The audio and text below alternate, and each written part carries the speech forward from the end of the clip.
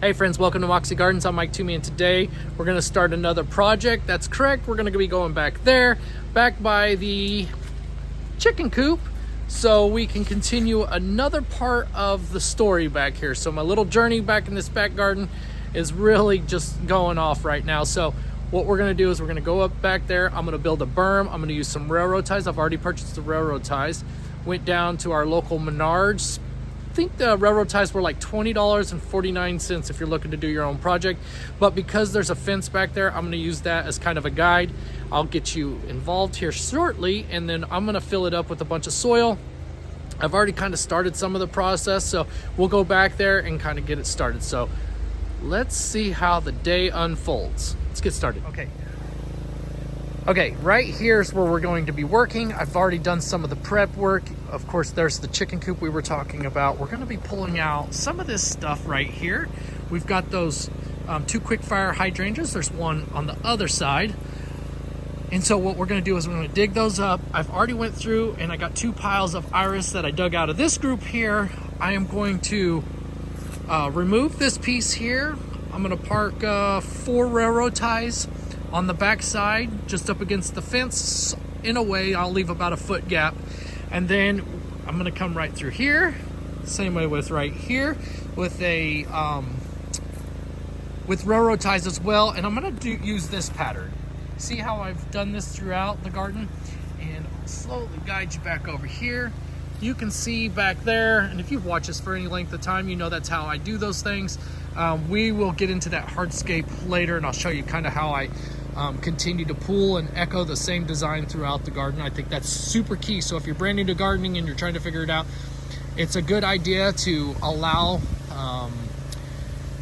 the design to repeat itself throughout the garden. So that's a good little tip if you're brand new to gardening. I've learned that over the years. So instead of doing something different, I keep that same design, and it looks like it was thought out. So anyway, we're gonna pluck some things out of the ground. We're going to fill that in with soil. It'll slope from the fence coming down this way. Again, the soil will not be up against the fence. It'll be up against those railroad ties. That way it doesn't go anywhere. And super fun project. I do got a little bit more in my back sleeve this winter, because I'm going to continue to push forward on this project.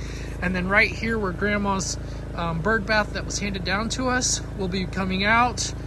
A bunch of these plants here, and then we're going to be adding a sister station right here to that coop.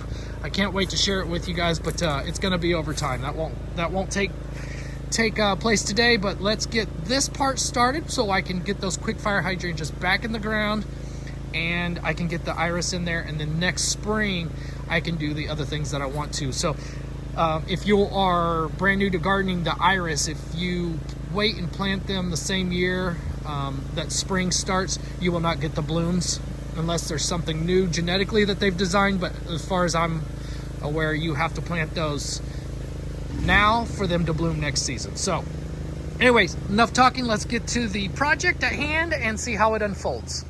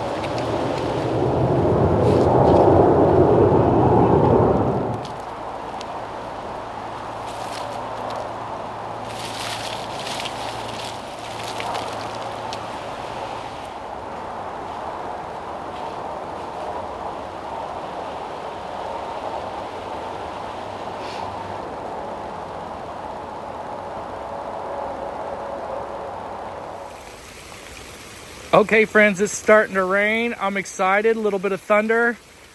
Say, why are you even out there in the rain? Well, I'm really pleased with what we got going on. So let's take a look. And plus, I've always talked about the water, right? So we get a lot of rain in this area, floods.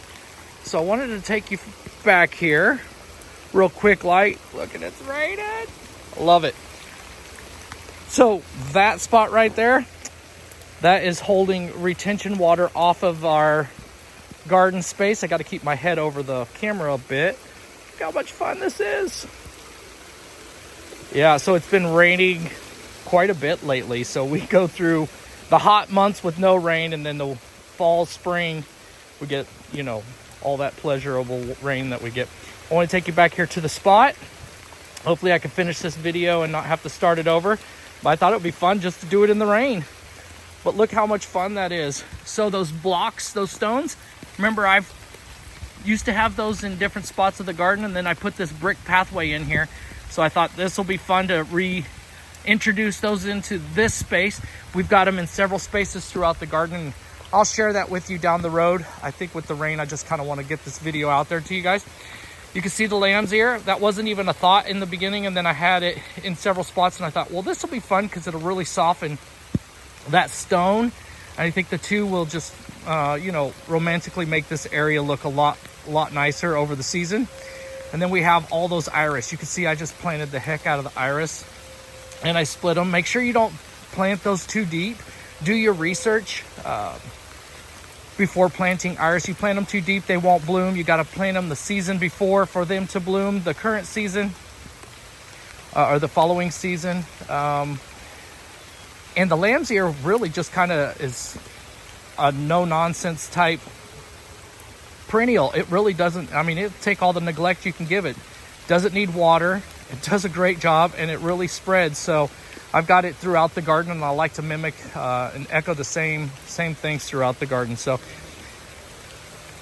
one question I'll probably get are, the iris probably won't get enough sunlight with the hydrangeas there. You're absolutely correct. But once I cut those back in spring, the first thing to bloom in this garden really are iris. And so once that happens, I can remove those where the hydrangeas eventually unfold and take over. So I'm not too worried about that, and I already thought that through. But you can see here, it's going to be fun. It's going to be, and then because it's elevated, the space behind me from the moon gate, I'm really going to be able to see. And you know what I did? I did this on purpose, and I didn't show you. So you see the gap back there, and you see the chicken wire? There's a gap back there. So that chicken run is going to allow the chickens to run through there. I'll be building a cover over them. And then I've got a new project coming over here. You can see my shovel. I've got that ready to go. So I'm going to be building a man cave. Can't wait to share it with you guys. And the purpose behind it, it's going to be a lot of fun. I can't wait to add it and then give this garden some more interest. So I hope you guys really like this. It's a simple project, right? But I really wanted to bring up that soil. Oh, speaking of the soil. So in the beginning, you saw that I, on the trailer, just for theatrical reasons, I added it in there. But I did not add all the same soil. So I can't add native soil because I don't have anywhere to dig. And I don't want it just dropped in the yard. So typically you would add native soil and then an amendment to it. I got bags of soil from Walmart and added it in here. And then those green bags, they're on super cheap. So that's why I picked up two pallets of it. I'm talking dirt cheap, no pun intended. But I did take those to the garden.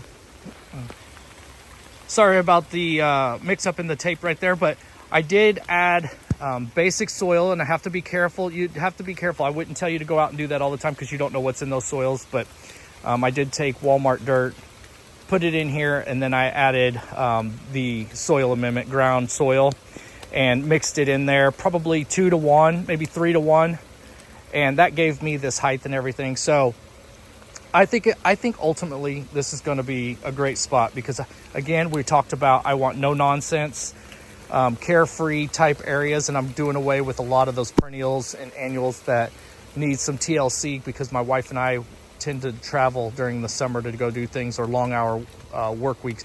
So if you're thinking about building a bed or something right now, and you're trying to build a retaining area and you want to add soil, remember the couple things about the soil. You want to do amendments with some native soil if you can, or basic soil. You don't want to just put in all ground soil. I don't know what the end results would be, if that wouldn't be good or not. That's something you'd have to research.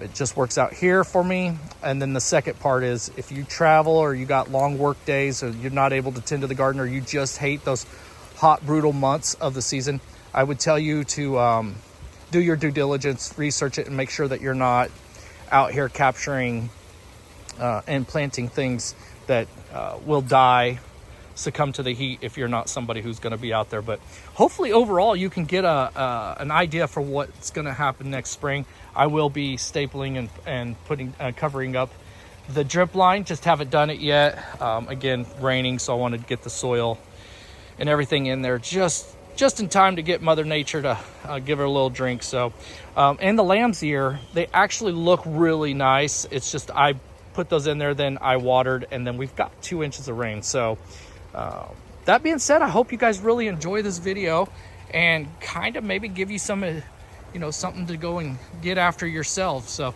you can see right here, I just think it's so much fun coming around the bend, how beautiful that's going to be and act for the garden. So who knows, we'll see next season. Talk to you guys soon. Bye bye now.